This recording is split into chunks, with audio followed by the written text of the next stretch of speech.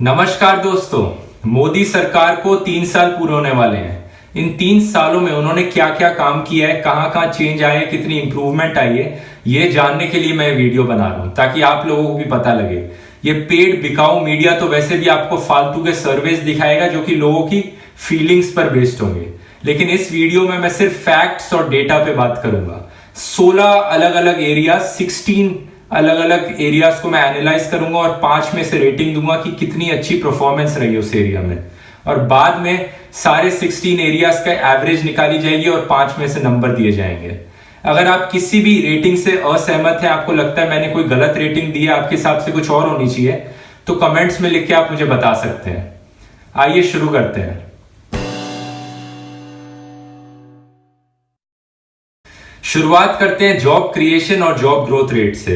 2013 में नरेंद्र मोदी जी ने अपनी रैली में प्रॉमिस किया था कि अगर आप बीजेपी को वोट दोगे तो वो 1 करोड़ जॉब्स देंगे, लेकिन आज के दिन पे ये सिचुएशन है कि पिछले 8 सालों में जॉब ग्रोथ रेट सबसे बेकार रहा है।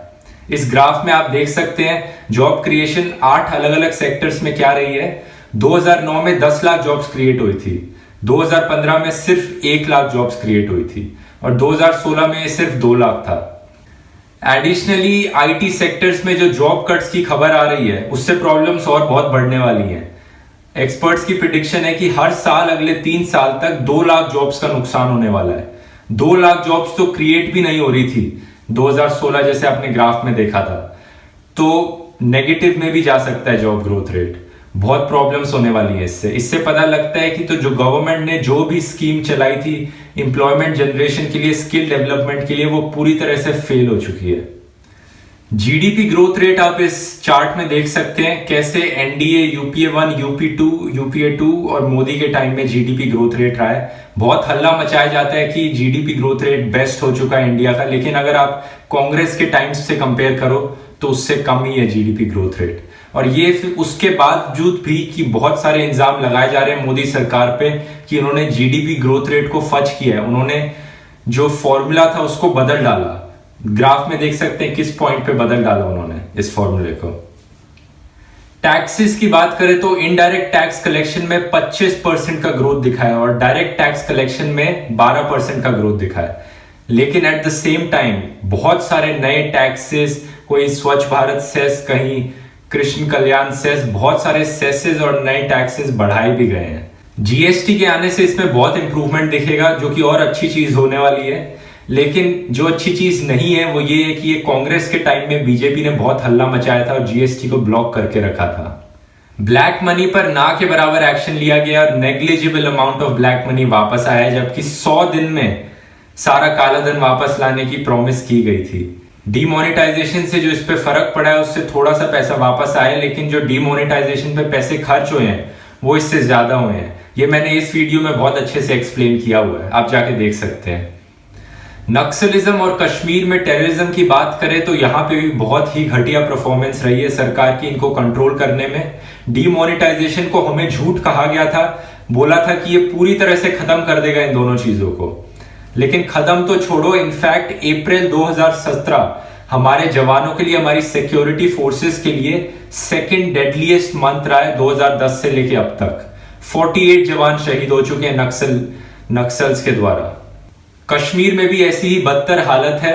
अभी श्रीनगर में वोटिंग हुई थी, सिर्फ 1% लोग वोट देने निकले थे, तो जाहिर सी बात है लोगों का जो ट्रस्ट है इंडिया से और डेमोक्रेसी से हटता जा रहा है और गवर्नमेंट इसको सही करने के लिए कुछ नहीं कर रही है। इनफैक्ट ये एंटी नेशनलिस्ट और नेशनलिस्ट का जो डिवाइड बना रही है बीच में जबरदस्ती, उससे प्रॉब्लम्स और बढ़ती जा रही हैं। जो चीजें बातचीत से सॉल्व हो सकती हैं, डिस्कशन से सॉल्व हो सकती हैं, उनको कोई अटेम्प्ट नहीं किया जा रहा है सॉल्व करने के लिए। बस एंटी नेशनल घोषित कर दो हर किसी को और प्रॉब्लम्स इससे और बढ़ती ही गई हैं।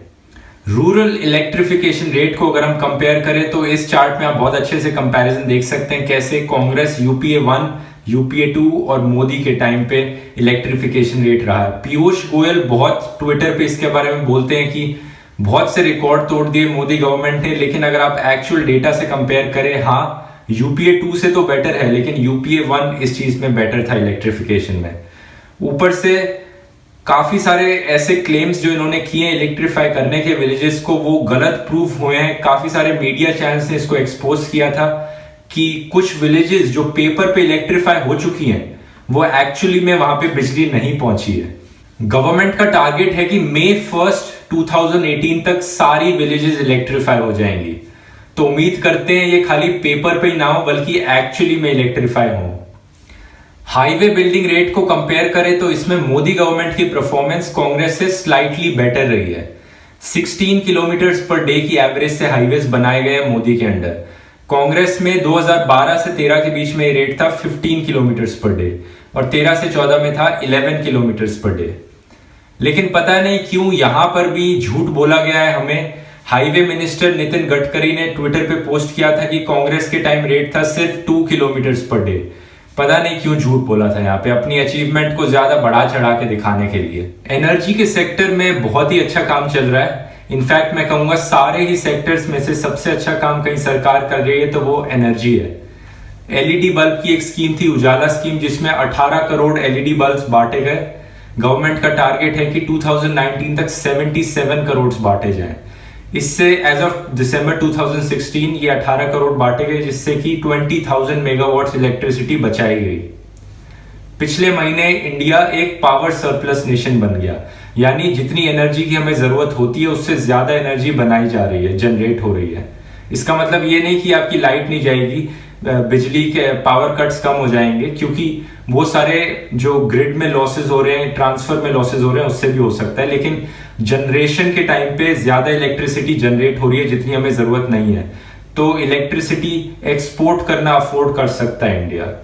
रिन्यूएबल एनर्जी का बहुत ही बड़ा टारगेट रखा गया है। पेरिस की जो क्लाइमेट मीट थी, 170 गीगावाट्स का टारगेट है बाय 2022, जो कि बहुत ही अच्छा टारगेट है। सोलर और विंड पे फोकस किया जाएगा। करप्शन की जहां तक बात आती है, टॉप लेवल पे तो करप्शन ज्यादा दिखा नहीं है, या फिर ये कह लो कभी सामने नहीं आया है या इन्वेस्टिगेट करने नहीं दिया गया है। अरुण जेटली पे जैसे डीडीसीए करप्शन के केसेस में सामने आए थे, लेकिन उन पे ढंग से इन्वेस्टिगेशन नहीं करने दी। लेकिन लोअर लेवल पे करप्शन की कंप्लेंट्स बढ़ी हैं, 67% ज्यादा कंप्लेंट्स की गई हैं सेंट्रल विजिलेंस कमीशन की रिपोर्ट के अकॉर्डिंग।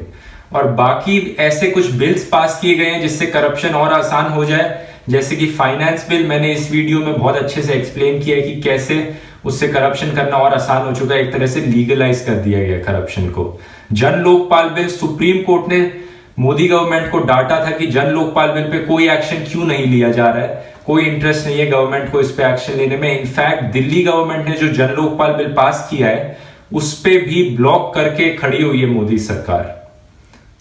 स्वच्छ भारत को बहुत ही धूमधाम से शुरू किया गया था, इसमें बहुत सा पैसा लगाया गया। हमारे ऊपर एक स्वच्छ भारत सेस भी इंट्रोड्यूस किया गया, और जो नए 2500 के नोट में उन पे भी स्वच्छ भारत का लोगो लगाया गया।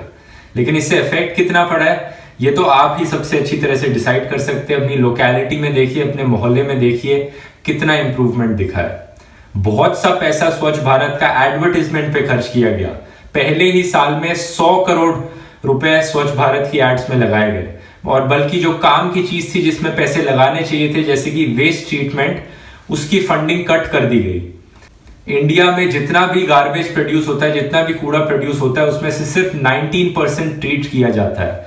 तो वेस्ट ट्रीटमेंट में जाहिर सी बात थी और पैसे खर्च करने चाहिए थे और प्लांट्स बनाने चाहिए थे, लेकिन इसकी फंडिंग 46% से कट कर दी गई। गंगा क्लीनिंग एक और बहुत बड़ी प्रॉमिस थी मोदी सरकार की। इलेक्शन से पहले प्रॉमिस करते हैं कि 2017 तक कर देंगे पूरी क्लीन, फिर बोला कि 2019, अब बोला 20, ये तो चलता ही रहेगा। लेकिन 2014 से लेकर 16 यानी इन 2 सालों में 3000 करोड़ रुपए खर्च किए गए गंगा को क्लीन करने के लिए, और रिजल्ट क्या निकला? जिस हालत में गंगा थी उससे भी बदतर हालत में हो गई है, उससे भी गंदी हो चुकी है। तो इसे तो बस स्कैम ही कह सकते हैं, जो 3000 करोड़ रुपए स्पेंड किए गए और गंगा की और भी बेकार हालत कर डाली। सेफ्टी ऑफ सिटीजन्स में आज बहुत ही बेकार हालत है। आज के दिनों को देख के ऐसा लगता है जो कांग्रेस के टाइम दिन हुआ करते थे वो बहुत ही अच्छे दिन थे। आज को आप कहीं भी जा रहे हो, सड़क पे किसी ने आपको बीफ खाने के लिए सस्पेक्ट कर लिया, गौ रक्षा वाले आपको पीटना शुरू कर देंगे, आपको मारा जा सकता है। कहीं आप गर्लफ्रेंड के साथ हाथ पकड़ के घूम रहे हो पार्क में, या अपनी बहन के साथ भी घूम रहे हो, अगर उन्होंने सस्पेक्ट कर लिया कि लड़की के साथ घूम रहा है, तो ये बजरंग दल वाले, हिंदू सेना वाले आपको पीटना शुरू कर देंगे, मारना शुरू कर देंगे। आप नेशनल एंथम पे नहीं खड़े हो रहे हो सिनेमा हॉल में, तो भी वहां कोई अंधभक्त मौजूद है, वो भी आपको पीटना शुरू कर देंगे। ये सारी प्रॉब्लम्स ये गवर्नमेंट के फैलाए हुए फर्जी राष्ट्रवाद से हो रही हैं। इन्हें जो फेक नेशनलिज्म पूरे देश में फैला रखा है, जो इनके अंधभक्त हैं, ये अपने आप को पुलिस से ऊपर समझते हैं और पुलिस भी कुछ नहीं कर पा रही है, क्योंकि ये गवर्नमेंट स्पॉन्सर्ड टेररिज्म फैलाया जा रहा है आज देश में। वुमेन सेफ्टी की भी इतनी ही बेकार हालत है। हर साल 2013 से लेके अब तक 1000 करोड़ 1000 करोड़ हर साल निर्भया फंड में दिए जा रहे हैं और उसका एक भी पैसा अभी तक इस्तेमाल नहीं किया गया है कहीं पर भी। तो अब कलेक्ट होकर 3000 करोड़ हो चुके हैं और ये सारा का सारा यूजलेस पैसा ऐसे ही पड़ा हुआ है, कोई एक्शन नहीं लिया गया है। रेप्स ऐसे के ऐसे ही हो जा रहे हैं। फॉरेन पॉलिसी भी तो एक पूरा अलग से वीडियो ही बनाया जा सकता है, इतनी डिटेल में बात हो सकती है, लेकिन मैं इन शॉर्ट बोलूं तो बहुत बेकार रही है फॉरेन पॉलिसी इंडिया की। इंडिया और Nepal long term strategic diplomatic partners थे बहुत टाइम से, लेकिन पिछले साल नेपाल ने चाइना के साथ पहली मिलिट्री ड्रिल करी अपनी। रशिया और इंडिया की भी बहुत अच्छी डिप्लोमेसी थी, लेकिन रशिया ने पाकिस्तान के साथ अपनी पहली मिलिट्री ड्रिल करी। मंगोलिया के साथ इंडिया को बहुत बड़ी एम्बैरेसमेंट फेस करनी पड़ी और म्यांमार के सामने भी हमारे रिलेशंस बहुत खराब हो गए हैं। सिर्फ बांग्लादेश ही एक इकलौता पॉजिटिव रिलेशन रहा है। रेलवेज में काफी अच्छी परफॉर्मेंस हो रही है। सुरेश प्रभु ने काफी नई नई चीजें ट्राई करी है, नई ट्रेन्स आई हैं जिनमें स्क्रीन्स भी लगे हैं, काफी मॉडर्न लुक दी है रेलवेज को, काफी अलग अलग चीजें इंप्रूव करने की भी कोशिश करी है। लेकिन railway fares all time high है आज के टाइम पे और एक्सीडेंट्स भी बहुत सारे हुए हैं पिछले 1-2 सालों में। एयरलाइंस की बात करी जाए तो एयर इंडिया के बारे में काफी हल्ला मचाया गया था कि ये एयर इंडिया पिछले साल पहली बार प्रॉफिट में आ चुका है, लेकिन ये पता नहीं किसने झूठी खबर फैलाई थी, ये झूठ था। एयर इंडिया ने पिछले 3 सालों में 6000 करोड़ का लॉस उठाया है अभी भी, लेकिन अगले साल से एक्सपेक्टेड है कि एयर इंडिया पहली बार प्रॉफिट में आएगा। नोटबंदी के टाइम पे, डिमोनेटाइजेशन के टाइम पे कैशलेस इकोनॉमी की बहुत बात करी गई थी, लेकिन अगर आप ग्राफ देखेंगे तो जिस टाइम डिमोनेटाइजेशन थी उस टाइम तो बहुत बड़ी डिजिटल ट्रांजैक्शंस, लेकिन जैसे ही 3-4 महीने बाद एटीएम्स में पैसे वापस आए तो वैसे ही डिजिटल ट्रांजैक्शंस उतनी ही गिर गई जितनी डिमोनेटाइजेशन से पहले थी। तो कोई फर्क नहीं आया कैशलेस इंडिया में। इसके बाद आधार कार्ड की बहुत बात करी जा रही है। आधार कार्ड हर जगह कंपलसरी किया जा रहा है, जबकि उसमें बहुत सारे सिक्योरिटी लूप होल्स हैं। इन टोटल अभी कुछ 10-11 लीक हो चुकी हैं और जो अभी लेटेस्ट लीक थी उसमें 13 करोड़ लोगों के आधार कार्ड नंबर्स लीक हो गए हैं। और कुछ तो ऐसे लीक्स थी जिसमें आप बस गूगल सर्च करोगे, लोगों के नाम, उनका फोन नंबर, उनका होम एड्रेस, पूरा बायोडेटा लोगों का आप गूगल पे टाइप करके पता लग सकते हो। और इसके बावजूद गवर्नमेंट हर बारी डिनाई करे जा रही थी कि नहीं, आधार कार्ड की डिटेल्स लीक नहीं हो सकती, आधार कार्ड को हैक नहीं किया जा सकता, बार बार झूठ बोला गया हमसे। अब सारे नंबर्स की एवरेज ली जाए तो आते हैं 1.6 आउट ऑफ 5 मार्क्स। ये है मोदी सरकार की 3 साल की परफॉर्मेंस का रिपोर्ट कार्ड। मैं फिर से कहना चाहूंगा, अगर आप किसी भी नंबर से, रेटिंग से असहमत हैं, आपको लगता है कुछ और रेटिंग होनी चाहिए थी, तो कमेंट्स में बताइए, फैक्ट्स के साथ बताइए। इस वीडियो को जितना हो सके उतना शेयर कीजिए, क्योंकि 2 दिन बाद 26 मई से मोदी सरकार की 3 साल की सेलिब्रेशन शुरू होने वाली है, जिसमें वो हजारों करोड़ रुपए खर्च करेंगे, अपने प्रोपेगेंडा चैनल से अपने झूठ फैलाएंगे, अपने पेड मीडिया से फेक सर्वेस करवाएंगे, लोगों को ये बताने के लिए कि बहुत अच्छा काम हो रहा है। तो जितना हो सके इस वीडियो को उतना शेयर कीजिए। यहां पे क्लिक करके आप मेरे को सब्सक्राइब कर सकते हैं ऐसे और फैक्चुअल और लॉजिकल वीडियोस देखने के लिए। मिलेंगे फिर अगली बार। धन्यवाद।